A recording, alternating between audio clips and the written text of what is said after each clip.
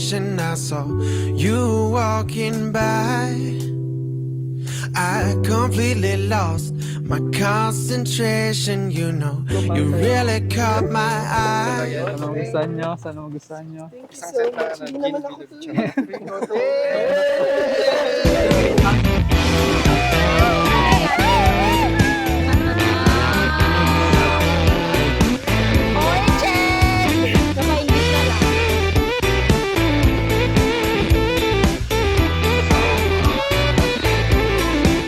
And I'm trying,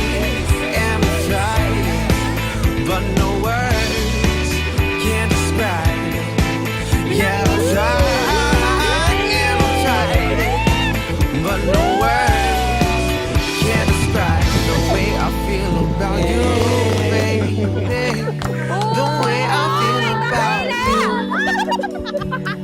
The way I feel about you, baby. The way I feel about you.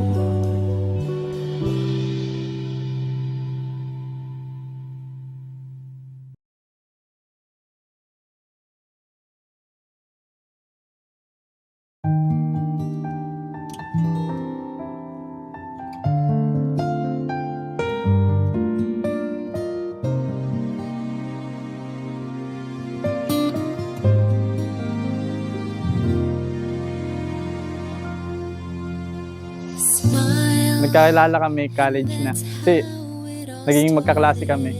one time, nagkaroon kami ng project sa isang subject. Lagi kaming nasa bahay ng classmate namin. Tapos yun, dun kami mabutihang loob.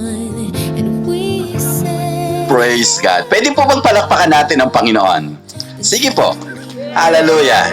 Hayaan po natin ang Diyos ay maluwalhati sa ating kalagitnaan habang tayo po ay nakikibahagi sa seremonya ng kasalan sa pagitan po ni Jeffrey at ni Monica.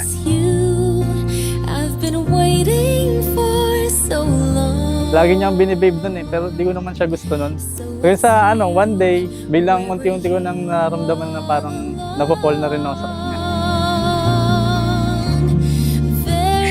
Ito na yung araw na ang tagal-tagal na nating inaantay. Binigay na ni Lord yung tamang araw para sa atin. Pinapangako ko sa'yo na pagsisilbihan kita at iaalay ko sa'yo ang buong buhay ko.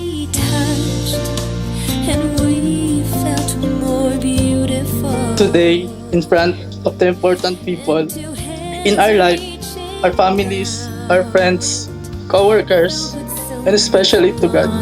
Anong gusto ko sabihin? Kahit gaano ka kahanda, darating at darating yung problema. Haharap kayong dalawa rin.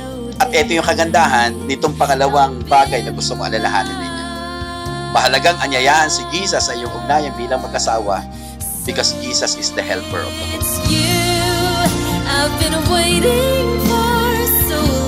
I vow to love you, to take good care of you, to protect you, to support you and help you in every goals. I promise to be a good husband and a loving father to our future kids. I promise to make you laugh. I promise to spend every moment I can with you, to love together, to learn together, to anticipate all your needs.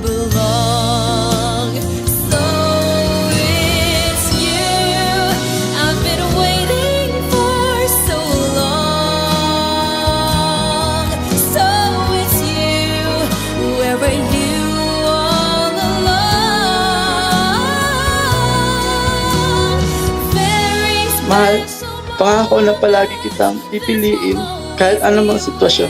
Ang dumating, ikaw lang at ikaw ang mamahalin ko at gusto kong makasama sa habang buhay.